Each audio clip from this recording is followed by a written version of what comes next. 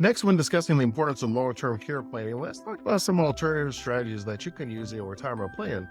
For some of us, long-term care insurance just isn't an option, whether it's because of overall health concerns that the insurance company has where they declined us, whether we're a little bit older, whether the monthly premium doesn't make sense for us. There could be a variety of reasons, but we still have a long-term care need that we want to be prepared for. As we mentioned in the previous long-term care video, we know that 7 out of 10 people 65 and older will have at least one long-term care episode.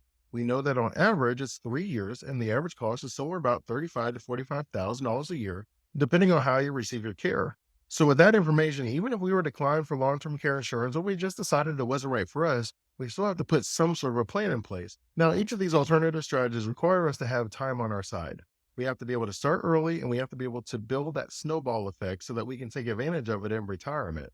So let's go over some of these alternative strategies. The first thing we got to do is assess our needs. It's always great to start with your family history. What is common in your family and how can we prepare for that? If diabetes is common in your family, then we may need to look at diet and exercise. Maybe we can take some preventative screening so that we're aware of any small changes early on so it gives us a chance to get ahead of it. If things like dementia or Alzheimer's, and I don't want to make it too dreary by just listing off a whole bunch of ailments, but I think you get the idea. If there's something that is common in your family, look and see what options are available to prevent that from happening. If you start early enough, it gives the ability to save money, not by physically saving money, but by actively saving money because I don't have any of those healthcare expenses that I would have had to pay for. There was someone I used to listen to all the time. His name was Jim Rome, and he was a motivational speaker, and I just loved his presentation style. It just always sat right with me. He said you either have the pain of regret or you have the pain of discipline. It's your choice by your daily actions which one you get. Do we want to have regret because we're like, dang, I knew this would happen. I knew my family history and I just couldn't do it. Do I have the discipline to invest in my body and my overall health? And while it may be painful in the early going, I know I'm going to receive an immense benefit later on. Maybe I don't get to eat as much sugary desserts as I wanted to, but at the same time, I get the pain of discipline because I'm going to be healthier. I have a more fulfilling life in retirement. We're all well aware of the things that we need to do. It's just whether we can discipline ourselves to do the things that we want to do, but know that we shouldn't, or do the things that we don't want to do, but we know that we should. And that's what discipline is. And we want to have that as a part of our overall retirement planning strategy.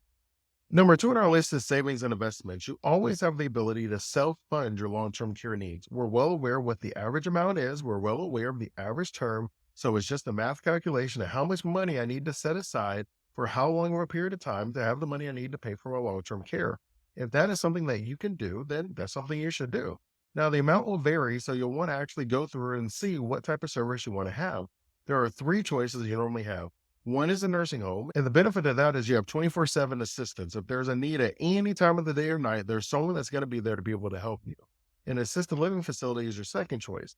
That one is not really designed for 24/7 coverage. It's more designed for you to be inside of a community of other people who are also retired. They have some activities that are planned for people who are around the same interests and the same hobbies and activities, and you're able to build that network, friendship, camaraderie, but you also get the assistance when you need it. And the third option is when you have the coverage come to you. That's normally going to be a home health aide. They'll come to your house, they'll check your vitals, they'll help you with anything, your physical therapy, all that stuff, and then they'll leave. However many hours they're supposed to come, that's what they come for. They help you with those normal daily activities that we find is necessary to live and enjoy ourselves. And then they leave and they come back the next day or every other day, however you design for their coverage to be. Once you know what the cost is, go ahead and start allocating your money towards that expense. It's no different than anything else. If you say, Dre, I want to have a golf membership, I'll say, okay, on average, it looks like they're about $10,000, $20,000 in your area. Let's go ahead and allocate some money towards that so you can pay for that every single year and enjoy yourself golfing. If you said, I want to take trips, okay, great. What is the average cost of the trip where you're going? If you said, I want to sit on the porch and read a good book, or I want to go hiking, or I want to have picnic, well, okay, is there a cost associated with that? Now, you may say, well, Dre, the cost is much smaller, and I agree with you, but I do think that we should know what the cost is so that way we can have it inside of our plan and have a little bit of wiggle room built into the plan so that we can be comfortable with our decision. The third option to fund your long-term care is a health savings account. Now, I have a completely separate video, and I'll put a link to it where I go into it in more detail, but the health savings account is your triple tax benefit. You get to put the money in pre-tax, so that means you get to write it off on your taxes today, take a tax deduction today. The money grows in your account tax deferred, so you're not paying taxes on the growth inside of your health savings account. And if you spend it in retirement on qualified healthcare expenses, then you get to spend the money tax free, which is the triple tax benefit. I mean, it's a beautiful plan, it's a great option, but you can only put $4,500 inside of a health savings account each year. And then you obviously have to be able to pay for your other healthcare expenses that you currently have as you're continuing to work so that you keep stashing that money away for your eventual retirement. Now, the only way that you can have access to a health savings account is you have to be offered a high deductible health insurance plan. Inside of your high deductible health insurance plan, you get access to a health savings account. Now, that account is different from the FSA or your flexible spending account. Your flexible spending account, that amount does not roll over. That amount has to be used or it's gone. The next alternative strategy that you can use to fund your long-term care needs has to do with life insurance and annuities. Now, these are considered hybrid strategies because your life insurance and annuities have a set purpose, but you have the ability to add riders to where they have some alternative benefits. So normally an annuity is designed to provide lifelong income for the rest of your life. And life insurance is designed to provide a lump sum of money to your loved ones in case you pass so that they're financially okay.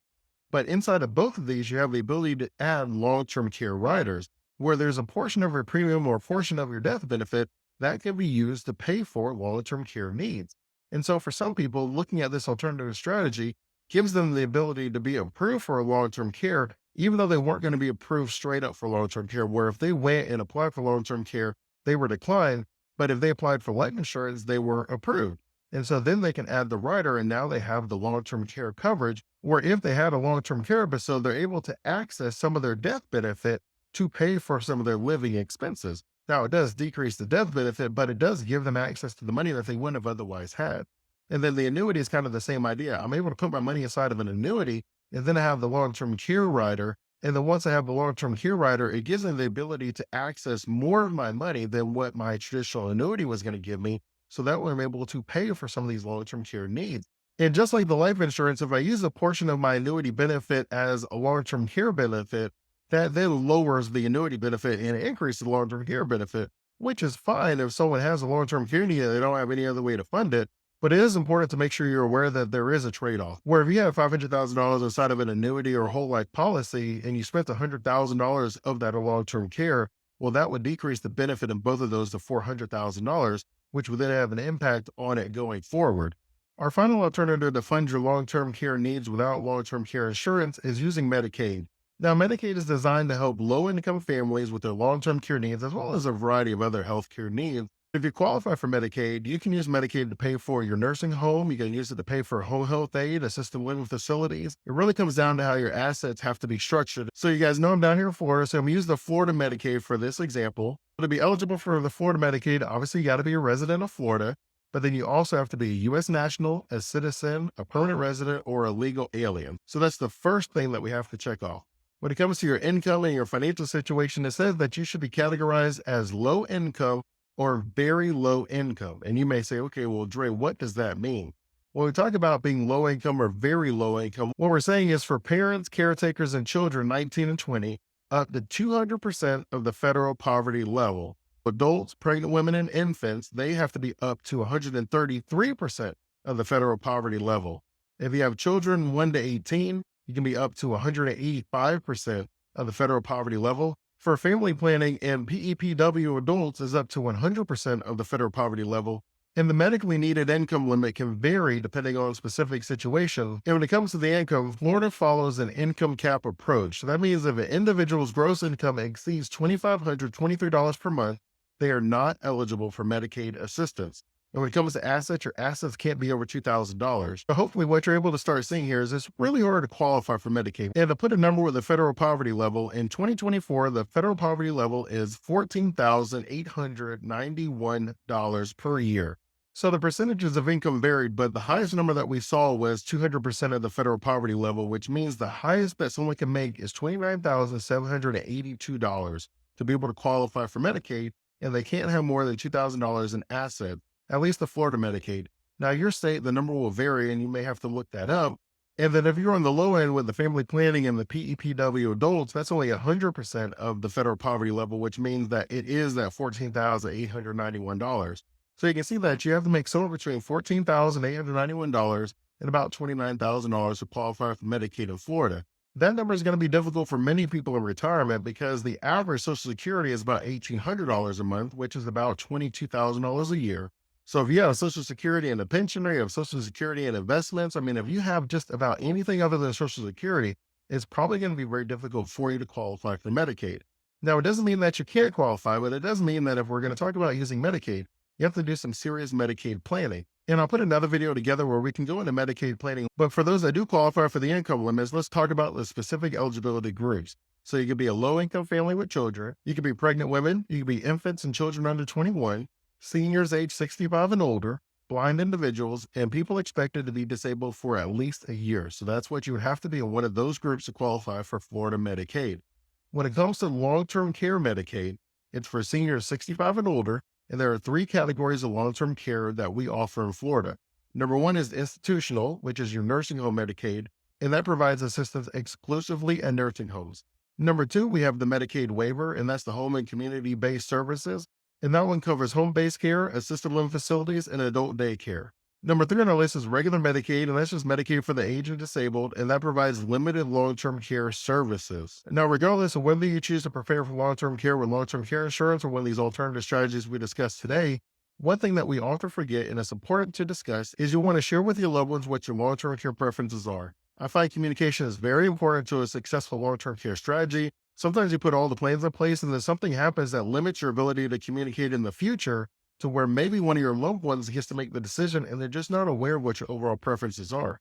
Now, in the next video, I do go over some of the financial and legal considerations for you to be able to plan ahead of time, where you can have certain documents already set up so that it's not even a question of what you want. Everybody's well aware of what you want and everybody's going to adhere to what your overall plan is. But even that information should be communicated with your loved ones so that they are aware of what your long-term desires are and they can help implement it exactly as you planned it to be. As always, I'm thankful for your time. I appreciate you spending it with me. You could have done anything and you chose to give it to me, and I don't take it for granted.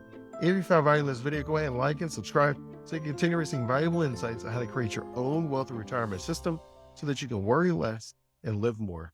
Until next time, stay safe and enjoy life.